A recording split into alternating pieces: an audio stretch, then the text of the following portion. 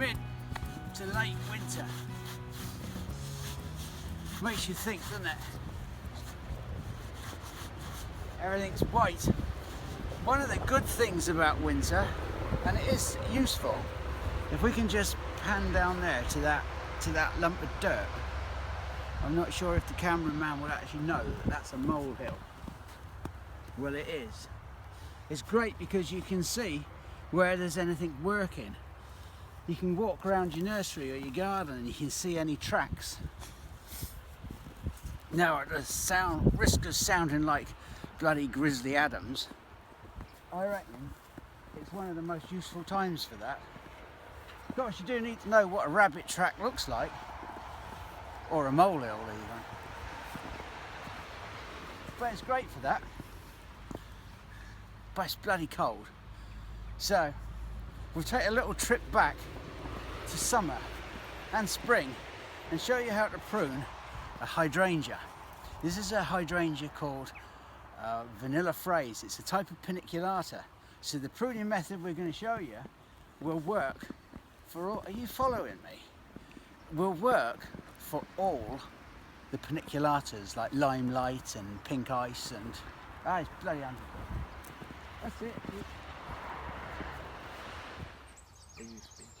It's pruning time. And Thomas is going to prune one of our favourite plants. This is Vanilla Fraise. It can be a bit straggly in its initial year or two. So what we're going to do now, it's March. Go on, Thomas, get on with it. Talk about with it. He's trimming it back to some shape.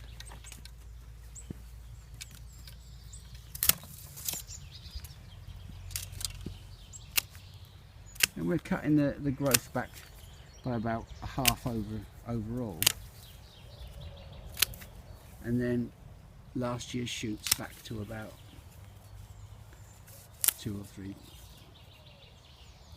buds. I've come a bit higher with this one. Upper one.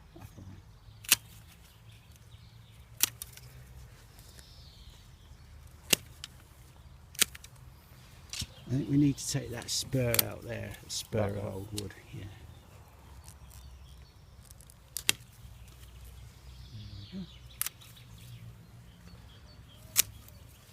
That's it. Not much of that left, but that will put on lots of stronger growth, and you'll see the results.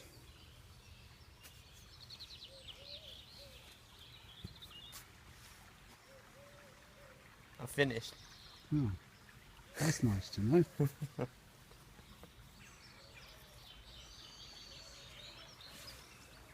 Beautiful day. This is a problem. We have this new giant bird feeder. Fantastic thing, about 1 metre long. Trouble is, it spits out excess seed and stuff, and now we've got pheasants in, and the pheasants eat the bloody tulips. And Thomas hasn't caught them yet. And I've had 2 shots and missed them. Bugger. Thomas?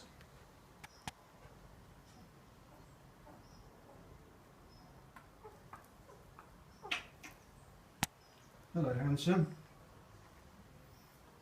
What a beautiful creature you are.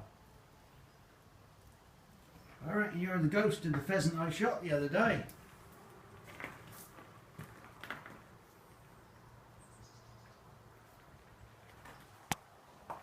There you go.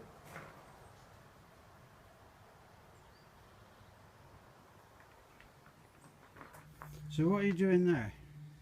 Well, this is just a little fancy little sort of Roman finial on the top of what I'm building is an auricular theatre, and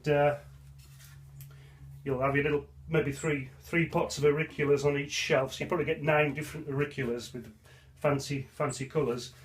This is a finial which will go on the top, and then I'll expand the base a little bit more, and then I'll put a batten narrow batten across the shelves so that they can't fall out. And then I've got to find something for the back, and then it can be all sanded, treated. Right.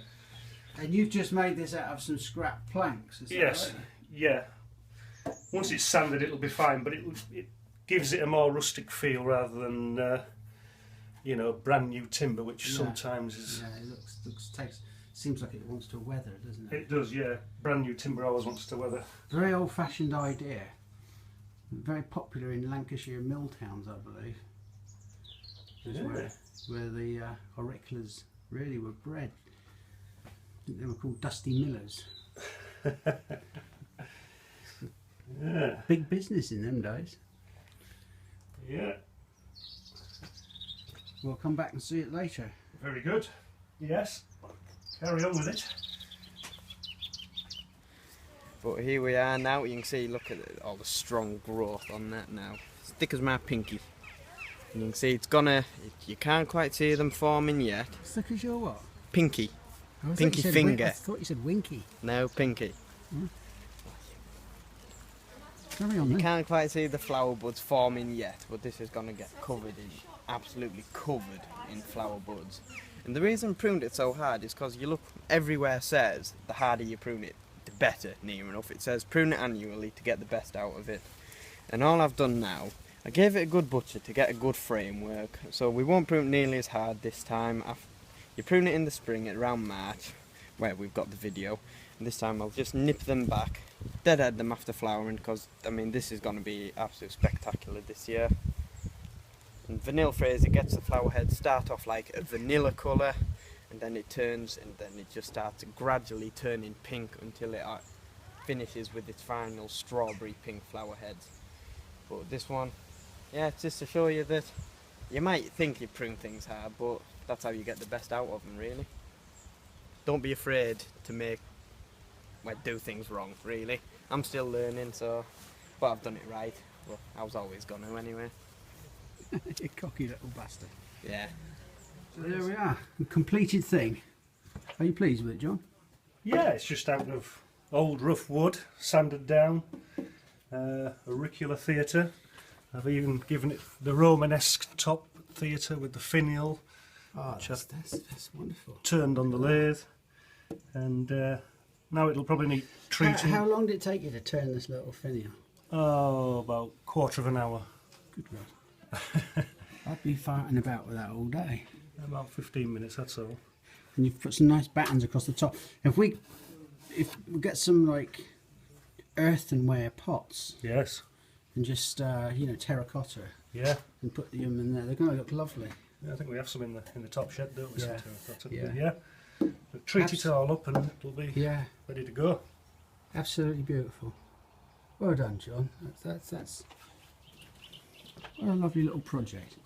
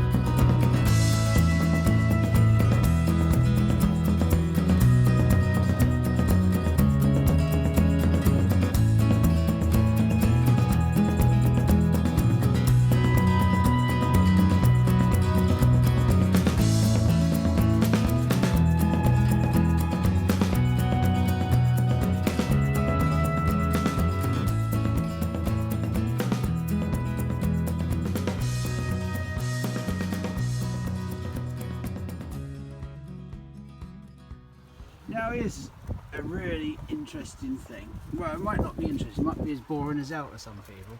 But if you look up at that wall, there are literally hundreds upon hundreds of nails. Right down through the centuries, old gardeners will have shoved in nails to tie back fruit. Probably top fruit like cherries or plums or gauges, or I know on this particular wall 100 years ago they used to grow peaches. Now you might not think that's very interesting, but to me as a gardener it is interesting because it's a testament to all those that have gone before. Somebody 150 years ago smacked in one of those nails. He was probably just boring his eye out, which ain't difficult. But the fact that he existed and the fact that he worked here, the same bit of land that we're working on today and making a living, I find that quite humbling.